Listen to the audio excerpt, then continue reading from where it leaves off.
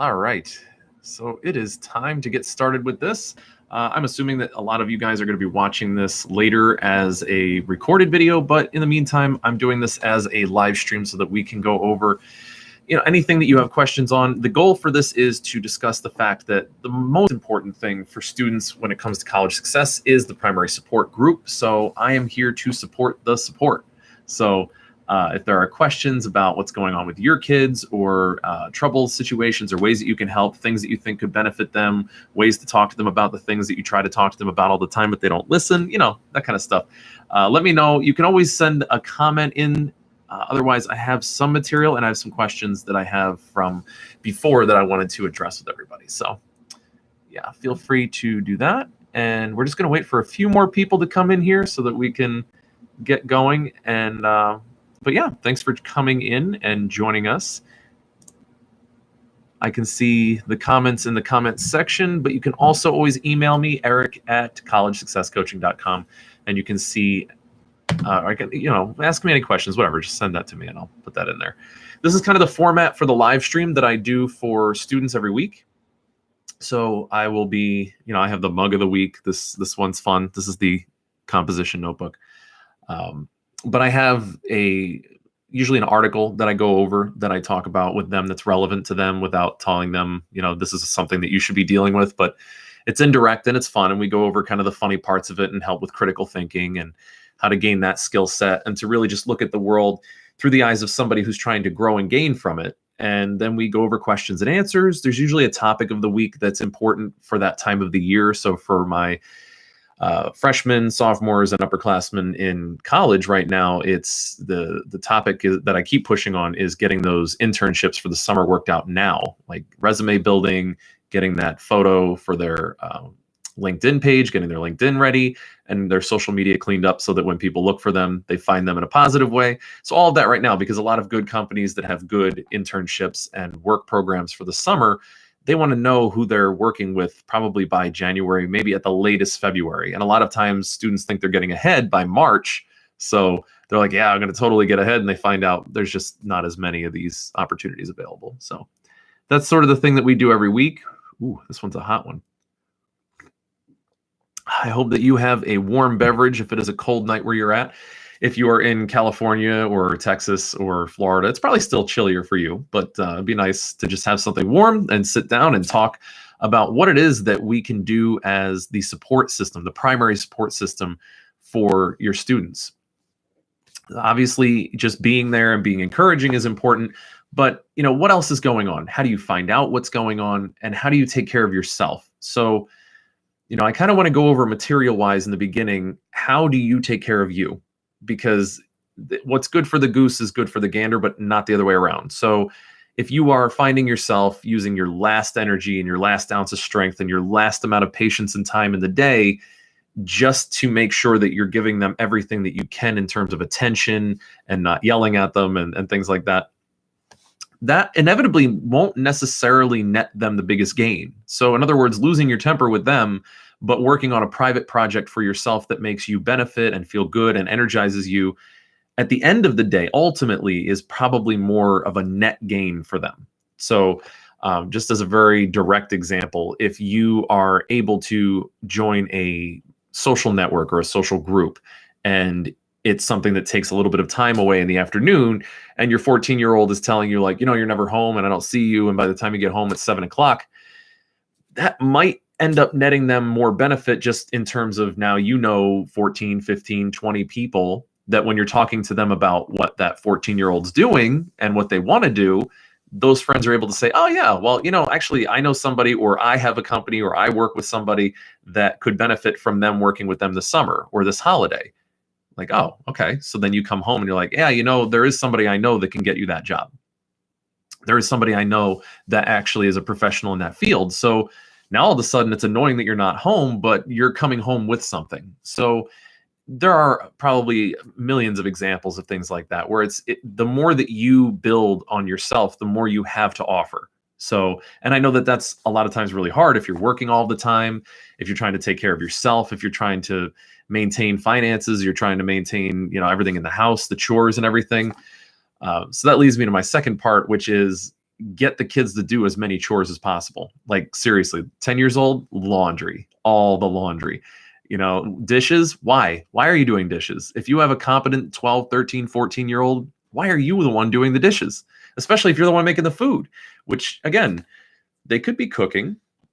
Don't know how much you trust their cooking, but they could be cooking things that they're competent to cook, at least for themselves, if you're getting home later than them, or if they're getting home later than you, honestly. And then there's the whole, are you making breakfasts and putting them in the freezer for, like the waffles or whatever for the month? Or are you making things in crock pots that can be eaten for a few days? Like, these are the things that, while your kids are not necessarily going to be like, gee, thanks for having us have the same dinner 2 days in a row, they net you some time and they net you some benefit, which you then pass on to them passively and actively. And that turns out to be better for you. So, one of the things that I do want to know is, what are some of the common struggles, not necessarily things that you're not handling, but things that are difficult or things that you're struggling to handle? Because those are the sorts of things that we can kind of troubleshoot here. And sort of the purpose of this more fireside chatty kind of thing is, I don't want to just be making this some academic presentation. I do want it to be really as real as possible and as troubleshooting as possible, because we can all have great ideas of what should and shouldn't happen. And, you could read a book and be like, oh, this is how you're a perfect parent. But where the rubber meets the road is when you're actually having your own difficulty with that. So, that's really what the purpose of this is.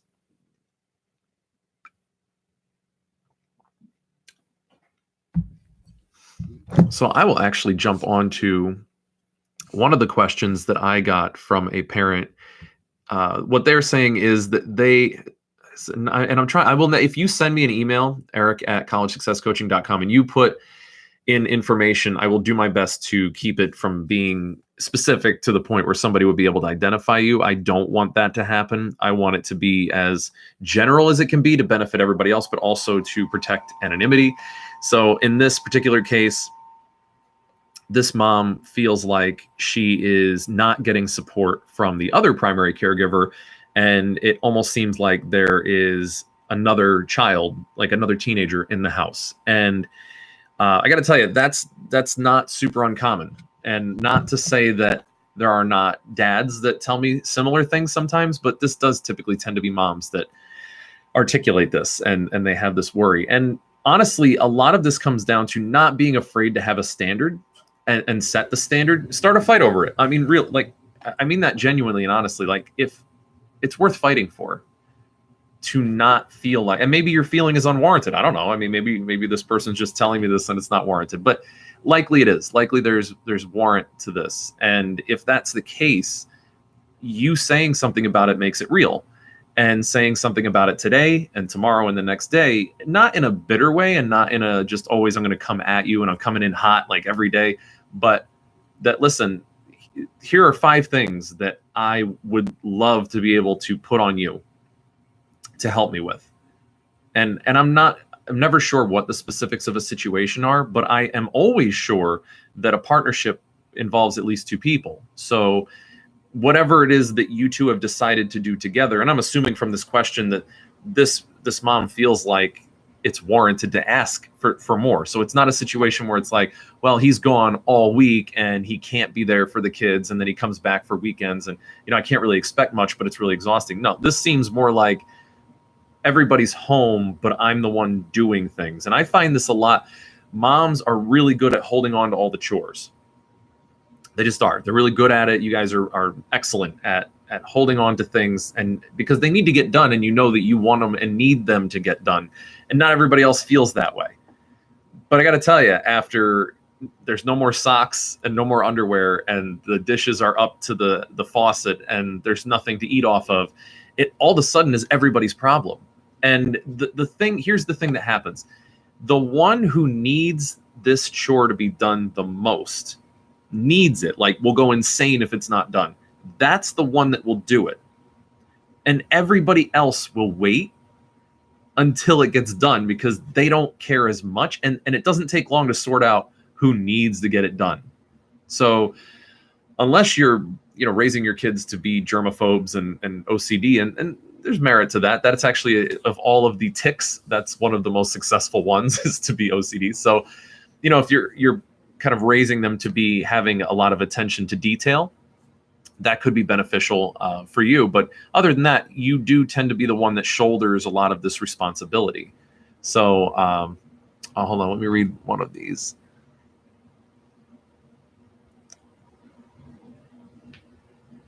Okay.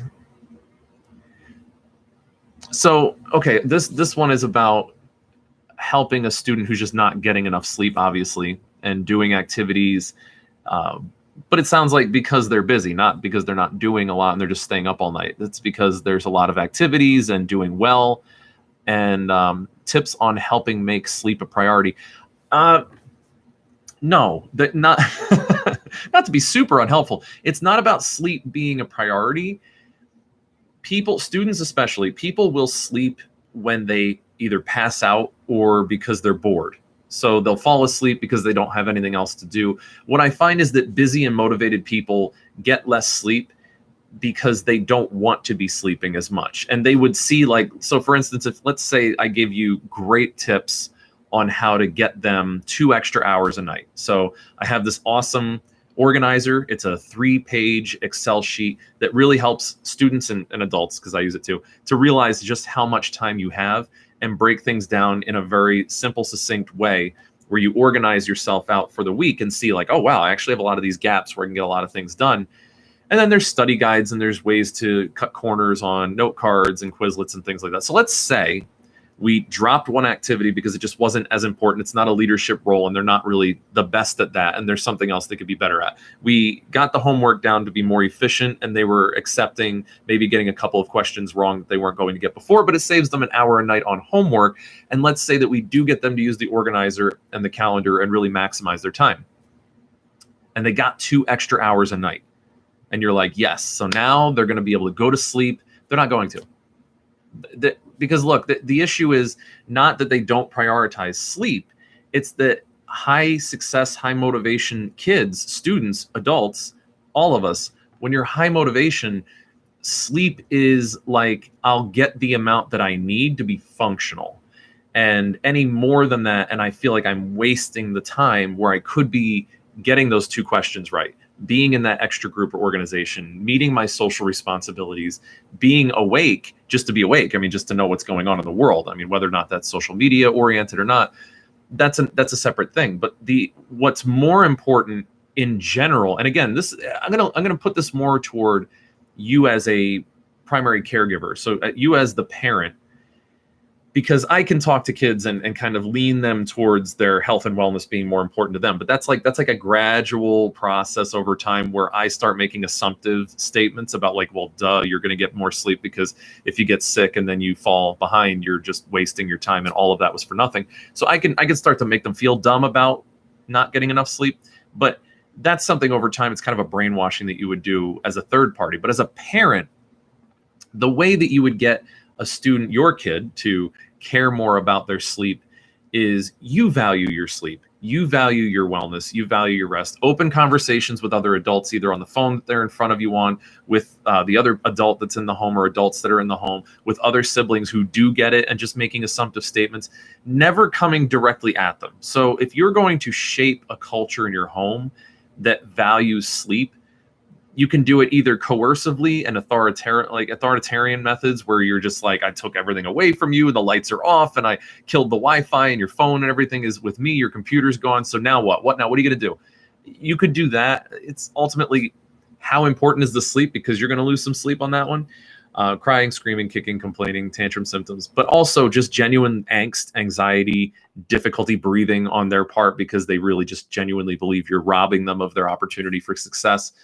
I don't recommend that one, obviously. But the other way is to foster this gradually of, like, I'm really excited that you're doing all these things, and I love that you're so dedicated and you're doing all these great things. And I really hope that you're getting better every week at getting more sleep and getting more efficient at this stuff, because obviously you need more sleep, right? So not making it not okay that they're not getting that sleep, but just letting them know that if they were better at life, they would be getting more sleep. Because that's part of being good at life. Like, you could be good at something. You could be good at school. You could be good at your activity, or you could be good at an instrument. You could be good at socially. You could be successful. But if you were good at life, you would manage all of that and get sleep. So the argument that I always get from high motivation, high success, high achieving students is, well, there's just not enough time. Well, like if you were better at this, there would be. It's kind of a foolproof argument. They could argue that that's not true, but they're just lying, right? Like, and that's the line that you hold. It's not to create arguments, and it's not to be mean. It's simply just, okay, that's great, but that's not true, right? So highly successful people are able to manage their health and wellness and all of the things they're good at. And so if your issue is that you really genuinely believe everything you're doing makes it so it's impossible to sleep, that's fine. But that just means that you've taken on one or two things that are obviously, they're more important than they should be. So, because those are the only two options. Either you don't have enough time in your day, in your week, and that's because you're just not as good at it as you could be. And if you were more efficient, you'd be able to get more sleep and do everything that quote unquote needs to be done. Or not everything needs to be done. Because I can tell you, working with MIT students, Cornell students, pressure cooker students, they get sleep. So they're doing something right because they're getting A's. They're doing well. My one Cornell student has a 3.7. She gets sleep. So there's something that your student could either be leaving out that isn't necessary, but they think it is. So they need professional help, or they need your help to sort out what's not as necessary, or they just need to get better at it, which is fine. That's tools, right? That's better study skills. That's studying in a group. That's getting on a Skype with a bunch of other people. And like, you do this quarter of the quiz and you make a Quizlet. You do this quarter, make a Quizlet. I'll do this quarter, and get that trust group of people. I mean, that's honest. That's what happens at WPI MIT. My kids that are there, they have groups of people that are doing the one subject, and they're all studying together, and they break the subject into pieces, and they trust each other to be getting that information out to each other. And then it just becomes like kind of a powwow, and they're able to get through 200 questions right off the bat and make the quiz material in the first hour. Well, they just saved themselves 3 hours. So now they can get to the actual studying, quizzing each other, teaching each other. So maybe it's an efficiency issue. So I'm not sure what of all that, because I don't know the specifics of the situation. But again, fostering a culture where health and wellness is the most important thing. Make it publicly known in conversations or in the house that obviously if you're doing things right, you're able to get sleep and get everything done that you need to get done. And then offering help and support for either being more efficient or sorting through the things that just aren't as important. But that's really it, because you're not going to be able to make them want sleep versus what they think is important. You either have to help them understand that what's really most important could cut out some of the things that maybe are not as important. And that's not necessarily sleep per se, but just sleep and this, sleep and that, sleep and this. So health and wellness in general. So yeah, I hope that's helpful. That's kind of the stuff that we deal with, and again, it's a great problem to have. High achieving students are fantastic. It's a great, being supportive. And then the other part of it is, again, as a primary caregiver, is you're going to be there for them when they do fall apart temporarily, physically. They'll get sick and they'll get run down and they'll get more sleep, and something will fall behind temporarily, and you'll be there and you'll help them soup, tea, and all the nice, wonderful things that you can do as a primary support group. And honestly, like, that's part of what the research shows, is that primary support groups help as kind of a safety net for when we overdo it, because overachieving people tend to be very successful, because there's no such thing as overachieving. If I have a really lofty goal and I achieve it, I just achieved it. I didn't overachieve it. And if I have a really lofty goal and I don't achieve it, there's nothing wrong with having a really lofty goal, but I'm not an overachiever. I didn't achieve it. So there's no such thing as overachievement. So high achieving people are successful. And the issue with the primary support group is that those primary support groups tend to support students who try really hard and break down sometimes, or they try really hard and they need that network, or they try really hard and they just are looking for more information on how to get to be a better expert at something. So, you really are probably doing the right things anyway. It's just a matter of making sure that you're doing more for them on the day-to-day to get them to realize that efficiency is key. So yeah, like I said, I hope that helps. And these are the kinds of things and this is what I like about talking to parents about this, because I'm pretty frank with students. I'll talk to them about, just so you know, if I were doing this and on the parent side, I would be trying to manipulate you in this way. And I always make it clear what my manipulations are. There's no magic. There's nothing up my sleeve. I manipulate in the open because it's still going to work. And I make that clear. I'm doing this because of this, and it's still going to work. And it should, because if I have to trick you in order to change you, That the trick is that's not powerful. Tricks are underhanded. Tricks are required when your mission, purpose, or your methods are not strong enough. So there's no reason to trick kids, especially teenagers. In this case, a high school freshman, or even 10-year-olds, 9-year-olds, they know the game. My 7-year-old's savvy. I tell him exactly what I'm doing and why I'm doing it. I tell him why the envelope's so small, because I know that then he won't try to stretch it out too far. He's not going to go and take that information and go try to rob a bank to prove my point is wrong. So, all of these methods, that as long as they're effective and they're for the right reasons, they work. But, being honest with kids that you're trying to manipulate is great. And it just keeps the trust up. Believe it or not, manipulation does not make your kids not trust you. Hiding what you're trying to accomplish does. Lying to your kids does. And so one of the other things that comes up topically a lot of times, and this is kind of just more of a general statement, a lot of topical conversations that I'll get with parents is they'll say, how do I get my student to be more confident?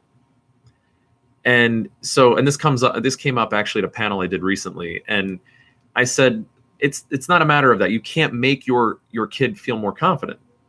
What you can do is help them understand what they're competent in. And if they're not competent, you could build their competence. So you don't have to build their confidence, because confidence is preceded by competence. Otherwise, you're just blowing smoke. And if you're blowing smoke, they're going to get that because they know you're lying. You're not really, you don't believe it. You know that they're not necessarily going to be successful. So if you say, no, you have lots of friends, and they don't, all you did was lose credibility.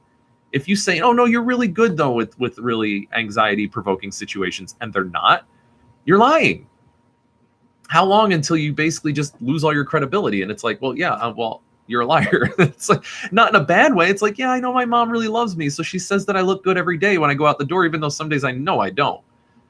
What's the value? So what's the value of blowing smoke? Sometimes there's value in terms of if they really are confident in how they look, and those pants don't match that shirt, but they love it, and it's just what they love, and it's what they're happy with. You know what? That's great. That's one of those where you do look great because I see you and I see your confidence and you shining through because you're happy. Great. But if they're coming down and the hair's like this, and they just, they're sniffling and they're like, but do I look okay? It's like, no, you look sick, but I love you anyway. And that, it's funny, but that builds credibility. So when they do genuinely, they don't know for sure if they look good, and you say you look fine, they'll trust that. Trust is so much more important to have with your kids than being correct or being nice. That's why it's great to not be their friend. The friend theory of parenthood, I think that got shattered about 30 years ago. I think it was about 5 years after it came out as a recommendation, is to, be a pal and be your friend of your kid.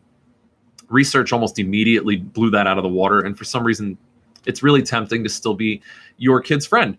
But, friends, good friends are the ones that are honest, right? So if you're going to be the best friend possible, you'd be the one that says yeah, no, you're actually not super competent in that, but why don't you work on practicing that so you can feel good about it when you get into it? I mean, I'd rather feel good about something because I'm actually good at it. I'd hate to feel confident and then just get totally smoked, just destroyed. It's kind of like coaching, if I had a debate coach that would literally laugh if I made a terrible argument in practice. Well, I know that one wasn't good. That was not convincing. And I would ask a certain line of questioning, and he would just be like, oh my God, it's terrible. And so then I wouldn't try to do that in a tournament. And that's why I won, because I didn't do all the dumb things that he was saying, yeah, that's not going to fly.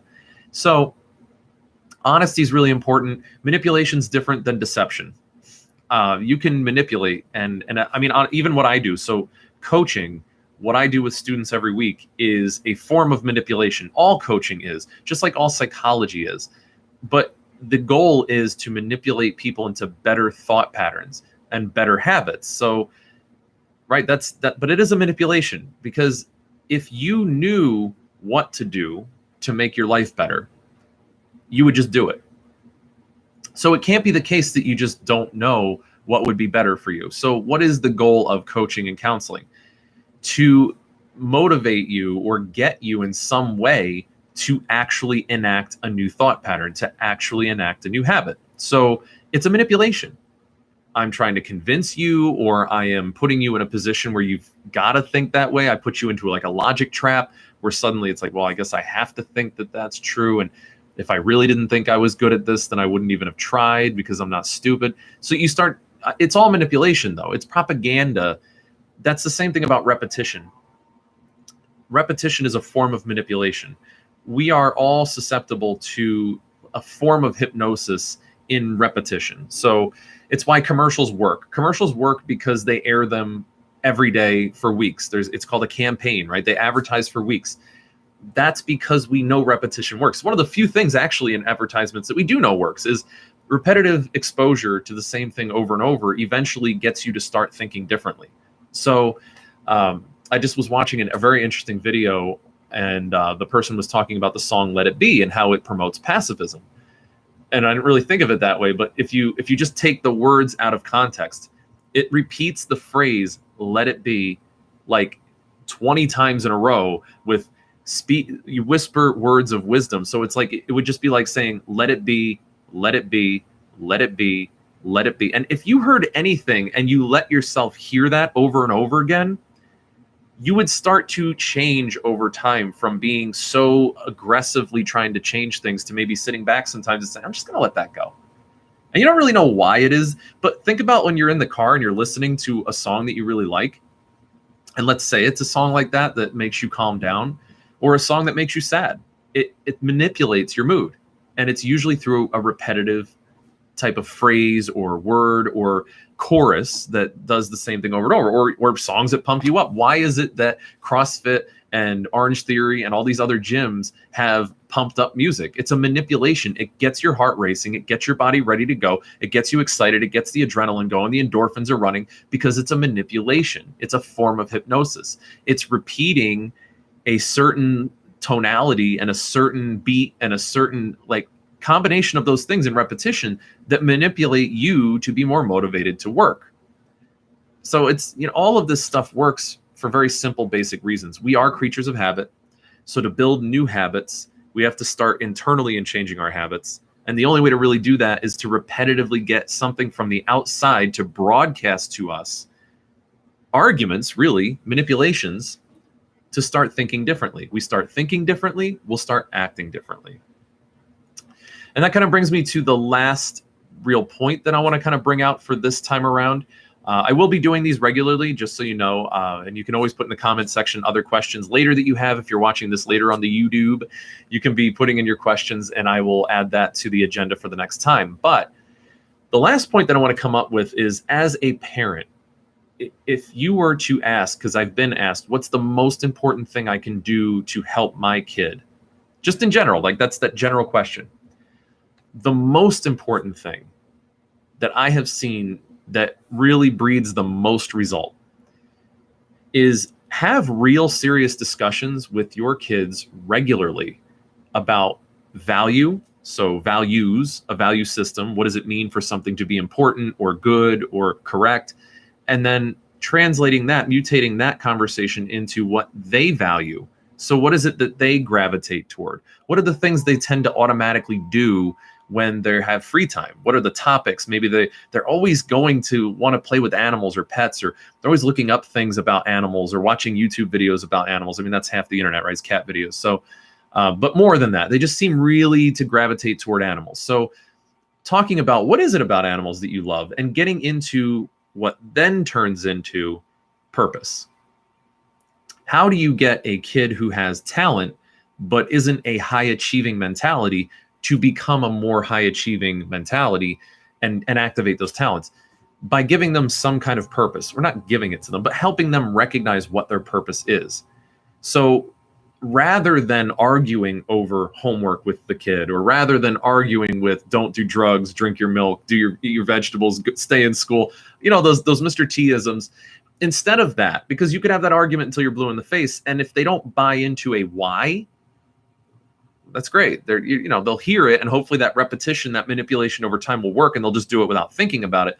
But more importantly, if you're going to manipulate your kids, hopefully you're manipulating them to think about what they care about, what they value intrinsically, and then activating them to find that to be a purpose for their existence. because they will seek you out to find out how they can get involved in a club or organization. They will want to go to the library. They will want to go to Barnes and Noble. They will look up the things they want to look up when they find something that matters to them. This also inoculates your kids against nonsense. So why is it that kids do dumb things? I mean, I just did an article review for students that did a Nazi salute in Wisconsin. There were students in, I think it was Alabama or Arkansas or Georgia. It was a southern state where they did like this awful marching band. The marching band did this awful thing during in the middle of a halftime show that was extremely racist, but it was really just to be edgelords and to be edgy and get a response and reaction. It was really stupid, and it kind of ruined all of their high school and probably their college careers. But why? Why do kids get goaded into doing dumb things? They don't really have anything better to do. You know, like, why do kids get so worried about what their Snapchat looks like? Because they don't have anything better to worry about. Not to say the social stuff is not important, but honestly, if they have something better to focus on, they'll find a peer group that's like-minded and cares about what they care about. They'll find them online. That's the easiest thing about today, is that technology allows us to like really get involved with people who care about what we care about, because you can find them no matter where they are, Australia, England, Portugal, wherever, it doesn't matter. And it'll also get them to spend their free time and spare time growing and learning in either activating, doing things related to what they want to eventually do as a career, or just thinking about it and learning about it. That there's really not enough time in the day, like we were talking about with high achieving students. There is not enough time to waste worrying about the things that are traps for teenagers and young adults when they're obsessed or borderline obsessed, hopefully in a healthy way, with what they value and what they find to be what they consider their purpose in life. Now, that is not to say it doesn't change or evolve and grow over time, but the best thing you can do as a parent is to foster and cultivate the idea that things matter. Like, genuinely, just things matter. That's a great start, because not everybody, like, you think that's assumed. It's not assumed. Things matter. Certain things matter more than other things. So there's a hierarchy of importance in life, like family and then friends and et cetera. And what you are good at, so a combination of your talent or skills, your motivation, your work towards something, and what you gravitate towards as, just in other words, what you just seem to have an affinity for, that fuzzy kind of thing that always turns up for you, that, you know, I could just always see you as a blank. That combination of things really makes a meaningful and purposeful and happy life, and for the most part avoids a lot of these pitfalls. So that's kind of the general of what I'm going to go out there and go on a limb and suggest to all of the parents out there. I'm really excited about doing this. I'll be doing this at least once a month. I will be posting them with a lot more time up front, so I'll be giving a lot more notice on this later. But I really appreciate you guys watching this, and hello from the YouTuberverse. You can always go onto the website, www.collegesuccesscoaching.com. I have more information on there, and that's really for students to look at, so they can look at it too. I have a YouTube channel on here that you're looking at right now, College Success Coaching. Like and subscribe. It will give you notifications when I come on, and you can also see some videos on there that, as I put them out, and if they're topical for your kid to look at, it's free. Have them look at it. Have them take a look and find out more about what's going on, maybe something similar in their school, or just topically something that might be important for them to know. So with all of that, thank you all for coming to our fireside chat. I will cheers to you with my composition notebook, and we'll call it. Take care, guys. Stay hydrated.